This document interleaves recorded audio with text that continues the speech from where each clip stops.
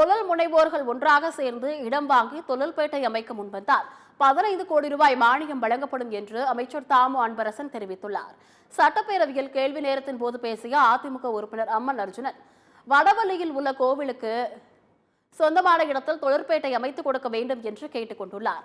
இதற்கு பதிலளித்த ஊரக தொழில்துறை அமைச்சர் தாமு அன்பரசன், கோவையில் ஏற்கனவே 3 சிட்கோ தொழில்பேட்டை இயங்கி வருகிறது என்று தெரிவித்தார். உறுப்பினரின் தொகுதியில் 15 ஏக்கருக்கும் கூடுதலாக ஆட்சேபனையற்ற புறம்போக்கு நிலங்கள் இருப்பதாக சட்டமன்ற உறுப்பினர் குறிப்பிட்டார். அங்கு அரசு சார்பில் தொழிற்பேட்டை அமைத்து தரப்படும் என்று தாமு அன்பரசன் உறுதியளித்தார். மேலும் தொழில் முனைவோர்கள் ஒன்றாக சேர்ந்து இடம் வாங்கி தொழில்பேட்டை அமைக்க முன்வந்தால் அரசு 15 கோடி மானியம் வழங்கி குடிநீர், சாலை, மின்சாரம் உள்ளிட்ட வசதி ஏற்படுத்தி கொடுக்கப்படும் என்று தொழிற்பேட்டை அமைக்க உதவப்படும் என்றும் அமைச்சர் தாமு அன்பரசன் தெரிவித்தார். தொழில்பேட்டைகள் கோயம்புத்தூர் வடக்கு தொகுதியில் அருகிலே ஏற்கனவே இயங்கி வருகிறது.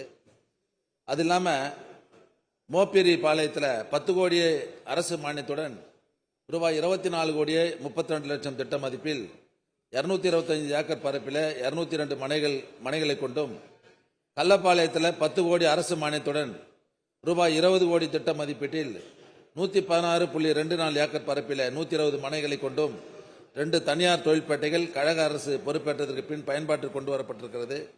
மேலும் சவலபாளையத்தில் 9 கோடியே 3 லட்சம் ரூபாய் அரசு மானியத்துடன் 18 கோடியே 6 லட்சம் திட்ட மதிப்பில் 41.42 ஏக்கர் பரப்பில் 78 மனைகள் கொண்ட தனியார் தொழில்பேட்டை அமைக்கும் பணி முடியும் தருவாயில் உள்ளது.